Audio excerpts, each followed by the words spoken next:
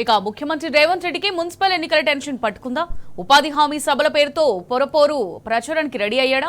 Symbol లేని sarpanch ఎన్నికల్లోనే car party గట్టిపోటీ ఇస్తే party symbols తో జరిగే మున్సిపల్ పరిస్థితి ఏంటని రేవంత్ కంగారు పడుతున్నాడా?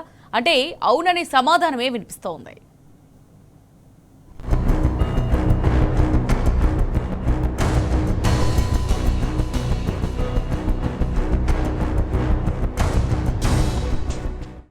మున్సిపల్ ఎన్నికలు ఫిబ్రవరిలో జరగనున్నాయి. అందుకు ఎన్నికల సంఘం ఏర్పాట్లు చేస్తోంది. సంక్రాంతి పండుగ తర్వాత ఎన్నికల నోటిఫికేషన్ వెలువడనుంది. దీంతో అధికార కాంగ్రెస్ ఎన్నికలకు ఇప్పటి నుండే సమాయత్తమవుతోంది. గాంధీభవన్ లో పీసీసీ చీఫ్ మహేష్ కుమార్ గౌడ్ అధ్యక్షతన విస్తృత స్థాయి కార్యవర్గ సమావేశం జరిగింది. ఉపాధి హామీ పథకానికి మహాత్మాగాంధీ పేరు తొలగింపుపై పోరాటానికి సిద్ధం కావాలని శ్రేణులకు పిలుపునిచ్చిన ప్రధానంగా సీఎం రేవంత్ దృష్టంతా మున్సిపల్ ఎన్నికలపైనే ఉంది.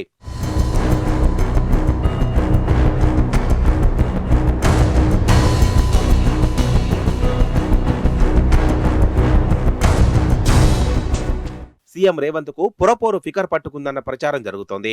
అందుకు కారణం ఇటీవల జరిగిన సింబల్ లేని సర్పంచ్ ఎన్నికల్లో గులాబీ పార్టీకి ఊహించని రీతిలో ఫలితాలు వచ్చాయి.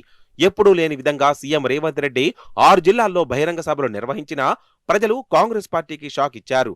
దీంతో కంగుతిన్న రేవంత్ ముందు నుంచే అప్రమత్తమవుతున్నాడు. కాంగ్రెస్ విస్తృత స్థాయి సమావేశంలో ప్రధానంగా మున్సిపల్ ఎన్నికలపైనే ఫోకస్ పెట్టాడు. ఇప్పటికే 9 ఉమ్మడి జిల్లాల్లో బహిరంగ సభలు నిర్వహిస్తామని ప్రకటించారు. ఫిబ్రవరి 3 నుంచి వరుసగా జిల్లాల్లో జరిగే బహిరంగ సభల్లో పాల్గొంటామని తెలిపాడు. సభ నిర్వహణ బాధ్యతలను మంత్రి పొంగులేటి శ్రీనివాసరెడ్డికి అప్పగించాడు. అయితే సర్పంచ్ ఎన్నికల సమయంలో పట్టణాల్లో సభల్లో పాల్గొన్న సీఎం రేవంత్ ఇప్పుడు మున్సిపల్ ఎన్నికల సమయంలో పల్లెల్లో సభలు ఏర్పాటు చేయాలని నిర్ణయించాడు.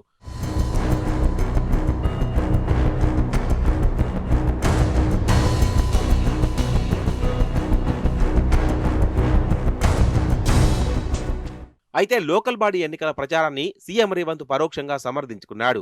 కార్యకర్తలు కష్టపడి పనిచేయడం వల్లే నేను ముఖ్యమంత్రినయ్యానని, అందుకే పంచాయతీ ఎన్నికల్లో ప్రచారం చేశానని, అవసరమైతే గడప గడపకు వెళ్తానని సీఎం రేవంత్ కవరింగ్ చేశాడు.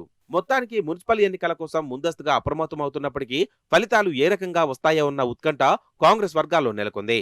పురపోరులో ప్రజలు ఎలాంటి తీర్పునిస్తారో చూడాలి.